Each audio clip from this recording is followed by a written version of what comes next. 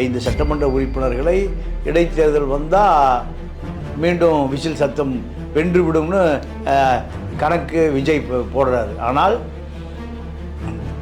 இடைத்தேர்தலே வராது.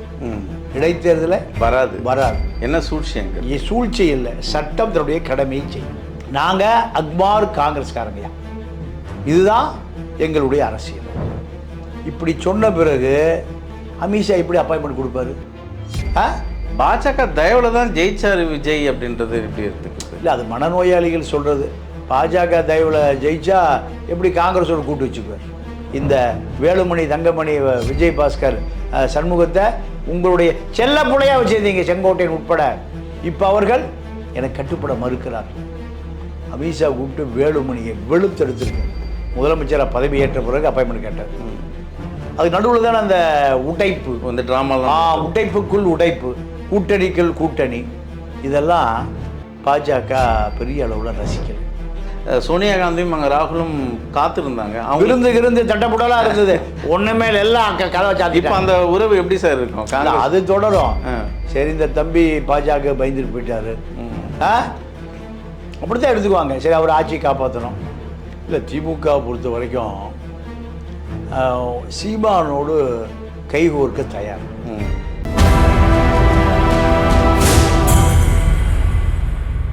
சார் வணக்கம். வணக்கம். சாதனை விஜய் வந்துட்டா ஒரு பெரிய சகாப்தம் நடக்கும் இங்கே தமிழ்நாட்டில், ஒரு மாற்றம் நடக்கும், பல சாதனை நிகழ்த்துவார் அப்படின்னெல்லாம் இன்றைக்கி மக்கள் பேசிகிட்டு இருந்தாங்க.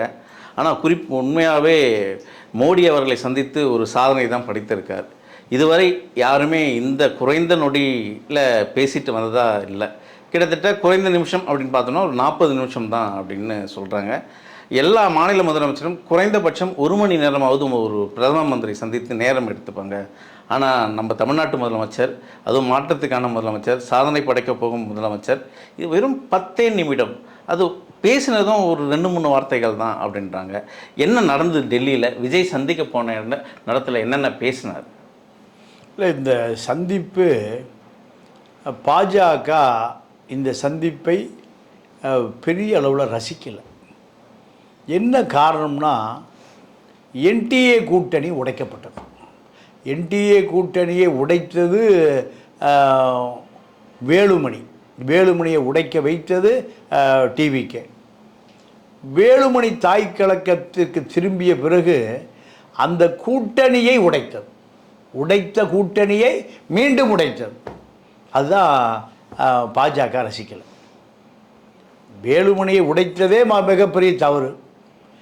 வேலுமணியை அமித்ஷா விரட்டி தாய் கழகத்துக்கு திரும்ப வைத்த பிறகு அந்த உடைத்த கூட்டணியை மீண்டும் உடைத்தது தவறு. இப்போது 4 அதிமுக எம்எல்ஏ, திருச்சி கிழக்கு 5 சட்டமன்ற உறுப்பினர்களை இடைத்தேர்தல் வந்தால் மீண்டும் விசில் சத்தம் வென்றுவிடும்னு கணக்கு விஜய் போடுறாரு. ஆனால் இடைத்தேர்தலே வராது. இடைத்தேர்தலை வராது. என்ன சூழ்ச்சி? அங்கே சூழ்ச்சி இல்லை, சட்டம் தன்னுடைய கடமையை செய்யும். எடப்பாடி இந்த 4 பேர் குதிரை பேரம் ஒரு வழக்கை போட போறார்.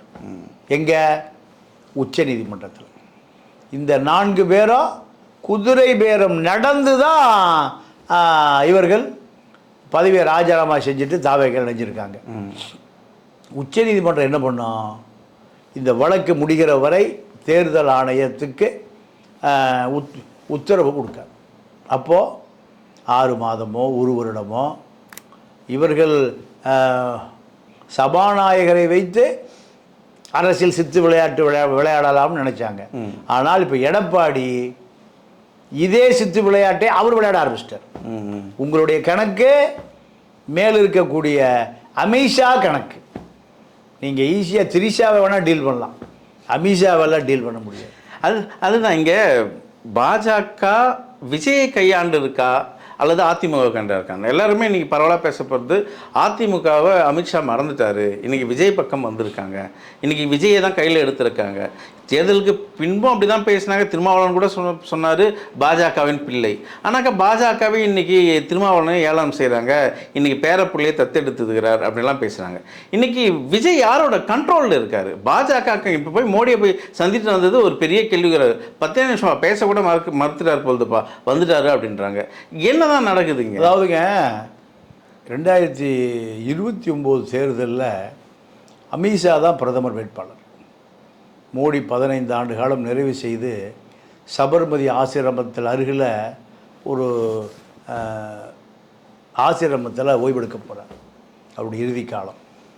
இப்போது தமிழ்நாட்டில்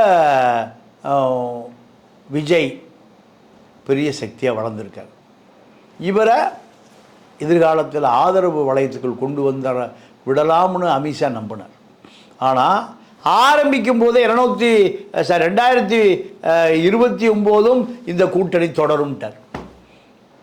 அமித்ஷாவுடைய முயற்சிக்கு முற்றுப்புள்ளி வச்சாச்சு. இந்த காங்கிரஸ் பக்கம் நாங்கள் அக்மார் காங்கிரஸ்காரங்கய்யா, இதுதான் எங்களுடைய அரசியல். இப்படி சொன்ன பிறகு அமித்ஷா எப்படி அப்பாயின்மெண்ட் கொடுப்பாரு? பாஜக தயவில் தான் ஜெயிச்சார் விஜய் அப்படின்றது எப்படி எடுத்துக்கிறது? இல்லை, அது மனநோயாளிகள் சொல்கிறது. பாஜக தயவில் ஜெயிச்சா எப்படி காங்கிரஸோட கூட்டு வச்சுக்குவார்? வெற்றி பெற்று அதுவும் பாஜக வேலை தான். அதுவும் பாஜக எல்லாம் திமுக தோத்ததும் பாஜக வேலை, விஜய் ஜெயிச்சதும் பாஜக வேலை, விசிக உள்ள இந்திய கூட்டணியை உடைக்கிறதுக்காக தான் அந்த வேலையெல்லாம் பண்ணியிருக்காங்க அப்படின்னா. இல்லை, அதெல்லாம் சும்மா மனநோயாளி கொளுத்தி போடுறது. அதெல்லாம் பாஜக உண்மையாகவே பாஜக விஜய்க்கு நெருக்கமாக இருந்தால் நீங்கள் அமித்ஷாவும் மோடியும் ரத்தன கம்பள வரவேற்பு கொடுத்து வரவேற்றிருப்பாங்க. வேண்டா வெறுப்பா அமித்ஷா பார்க்கவே முடியாதுட்டார். விஜய்க்கு மரியாதையே இல்லையே. ஏன்? அவருக்கு இன்னும் அரசியலே தெரியல. டெல்லியை பகைத்து கொண்டு அரசியல் பண்ண முடியாதுன்னு விஜய்க்கு அரசியல் ஆசானும் இல்லை, அரசியல் அறிவும் இல்லை. இதுதான் இப்போ டெல்லி அரசியலில். நீங்கள் கூட்டணி தலைவர் சோனியாவையோ ராகுலையுமே பார்க்காம திரும்பி வந்துட்டார். அதுதான் என்ன நடந்தது? கோபம்தான். அமித்ஷா கோபம் கடும் நெருப்பை உமிழும். கிட்டத்தட்ட ஒரு நாள் முழுக்க டெல்லியில் அவரோட ஷெட்யூல் இருந்தது.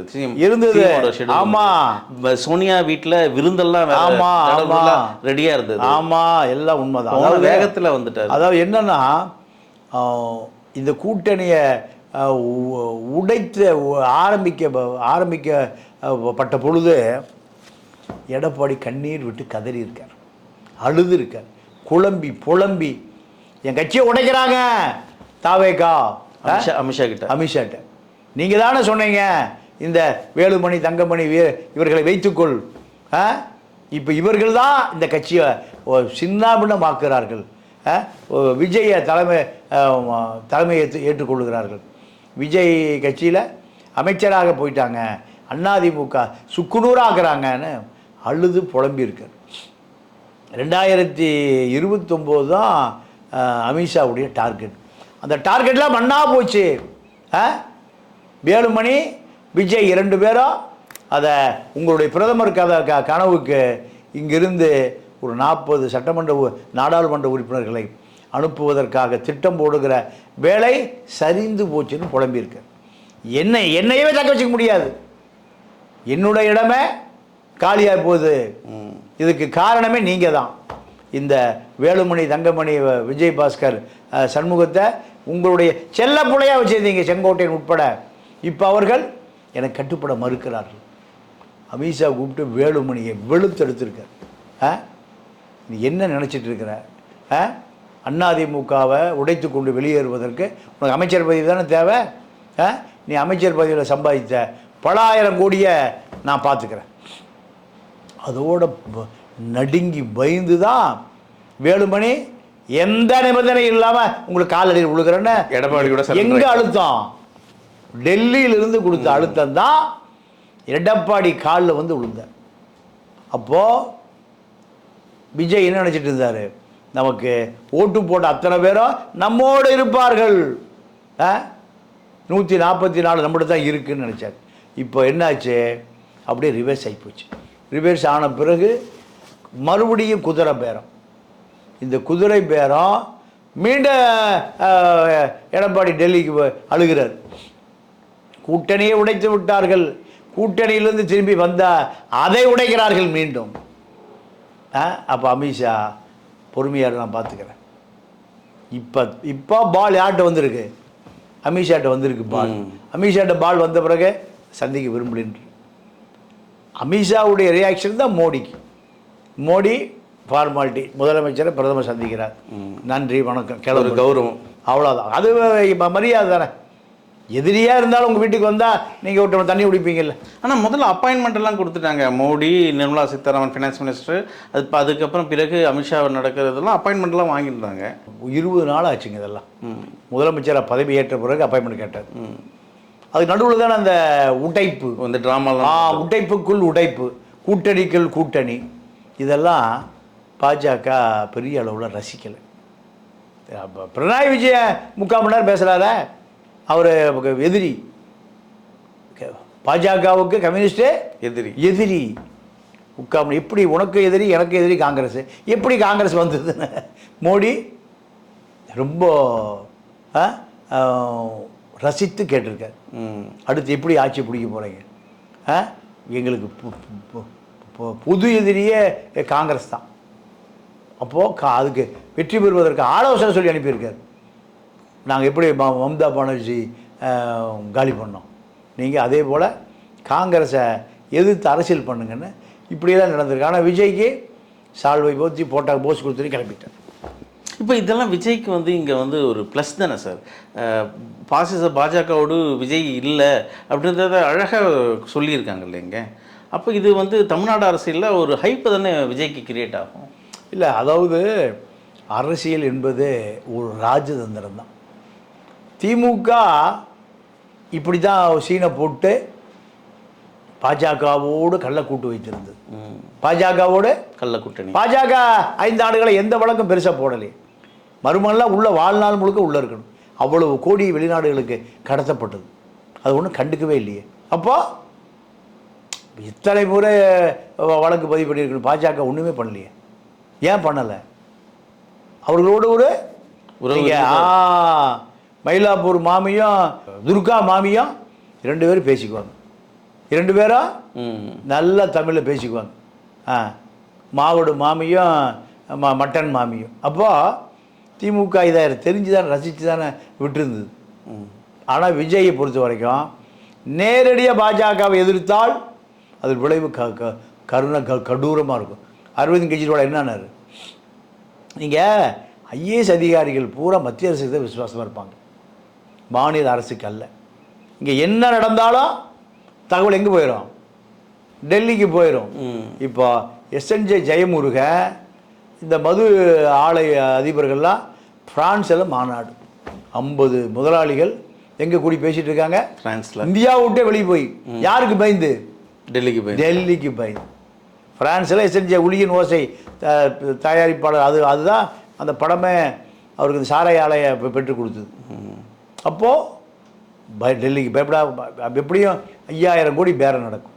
5000 கோடி. இந்த 5000 கோடியை விஜய் வாங்குறாரா? எப்படி வாங்குறார்? எங்கே வாங்குறார்? வெளிநாட்டில் முதலீடா உள்ள எல்லாம் யாருக்கு தெரியும்? அமித்ஷாவுக்கு தெரியும். லீக் ஆகிடும். எப்படி வெளியே வந்துடும்? சுப்பிரமணிய சாமிக்கு வர்ற பேப்பர் அப்படித்தானே. அங்கே இருக்கக்கூடிய ஆர்எஸ்எஸ் பார்ப்பனர்கள், ஐபி, ரோ எல்லாம் அப்படியே எடுத்து கொடுத்துருவோம். இப்போ முக்கியமாக விஜய் இப்போ போன வேகத்தோடு தமிழ்நாடு திரும்பிட்டாரு. சோனியா காந்தியும் அங்கே ராகுலும் காத்திருந்தாங்க. அவங்க இருந்து தட்டப்படலாம் இருந்தது. ஒன்றுமே எல்லாம் கதவை சாத்தி. இப்போ அந்த உறவு எப்படி சார் இருக்கும்? அது தொடரும். சரி, இந்த தம்பி பாஜக பயந்துட்டு போயிட்டாரு, அப்படித்தான் எடுத்துக்குவாங்க. சரி, அவர் ஆட்சியை காப்பாற்றணும், அவர் ஆட்சியை காப்பாற்றணும், சாட்சியை காப்பாற்றணும். சரி, பாவம் பக்குவம் உள்ள தம்பிக்கு. சோனியாவுக்கு வயசு இப்போ 70 தாண்டிடுச்சு, 80, 75, 80 தாண்டிடுச்சு. அந்த மாதிரி பல முதலமைச்சர்களை பார்த்துட்டாங்க. இப்போ தம்பி இப்போ தான் புதுசாக வந்திருக்காரு. சரி, அவசரமாக கிளம்பி போயிட்டார். சாப்பாட்டுக்கு வருவான்னு பார்த்தோம், வரல, பரவாயில்ல. இப்படி தான்ப்பா திமுக கடந்த காலத்தில் சோனியாவோடு அப்படி தான் இருந்தாங்க. சோனியாவோடும் கூட்டு, பாஜகவோடும் ரகசிய கூட்டு. டிஆர் பாலு மோடியோட நல்ல நெருக்கமாக இருப்பார். ஸ்டாலின் சோனியாவோட நெருக்கமாக இருப்பார். அப்போ இதெல்லாம் அரசியலில் சாதாரண விஷயம். இப்போ விஜய் பொறுத்த வரைக்கும் அவருக்கு ஒரு கண்டம் ஜூன் 12 வருது. அன்னைக்கு டெல்டா விவசாயி பூரா சந்தோஷமாக இருப்பான். காவிரி கரை புரண்டு வரும்னு அணை திறப்பாங்களா ஜூன் 12. அதுதான் ராஜராஜ சோழன் காலத்துலேருந்து வர்ற விஷயம். ஏன்னா குருவைக்கு என்ன வேணும்? தண்ணி வேணும். இப்போ கர்நாடகாவில் தண்ணி வாங்கணும். இவர் காங்கிரஸு கூட்டணி, அங்கே சிவகுமார் முதலமைச்சராகவும் நிற்கிறாரு. அங்கே கேட்டை திறந்தா அவன் ஓட்டு போட மாட்டான். ஏற்கனவே மேகதாதுவில் அணை கட்டிகிட்டு இருக்காங்க, அதை தடுக்கணும். அப்போது இதெல்லாமே விஜய்க்கு இப்போது பல நெருக்கடி இருக்குது. இந்த நெருக்கடியை எப்படி அவர் சமாளிக்க போகிறாரு? இதில் பாஜக உதவாதுன்றீங்களா? கண்டிப்பாக உதவும், எதிராக தான் இருக்கும். நீ காங்கிரஸோடு இருந்தால் பாஜக எப்படி உதவும்? காங்கிரஸு கண்டிப்பாக காங்கிரஸும் உதவாது கர்நாடக விஷயத்தில், பாஜகவும் உதவாது. வேறு என்னென்ன நெருக்கடியை விஜய் இப்போ இனிமேல் சந்திக்க நேரிடும்? மத்திய அரசு திட்டங்கள், நிதி, மத்திய அரசு அதிகாரிகள் அத்தனை பேரும் விஜய்க்கு கண்டிப்பாக கட்டுப்பட மாட்டார்கள். விஜய் இந்த அதிகாரிகளை அதாவது விவசாய கடன் 5000 ரூபா தள்ளுபடி, அதிகாரிகள் அங்கேயே குழப்ப ஆரம்பிச்சிட்டான். எந்த விவசாயி இது வரைக்கும் இருந்த முதலமைச்சர் யார் 5000 ரூபாய்க்கு தள்ளுபடி பண்ணாங்க? அப்படி எதுவுமே நடக்கலை. 5000 ரூபா தள்ளுபடியெல்லாம் நடக்கவே இல்லை. விவசாய கடன் முழுவதும் தள்ளுபடி. இது யார் கேட்குறா? விவசாயி கேட்குறா. எடப்பாடி செஞ்சார். போன ஆட்சியில் திமுக செய்யவே இல்லை. பாதிக்கு பாதி தான் செஞ்சாங்க. எடப்பாடி 12 ஒரு வருஷம் 5 ஆண்டு ஆட்சி காலத்தில் 2 முறை தள்ளுபடி பண்ண 12,000 கோடி. திமுக ஆட்சியில் 6000 கோடி. இப்போ தாவேக ஆட்சியில் 2000 கோடி தான். அப்போது விவசாயிகள் கொந்தளிச்சு போயிருக்கான்.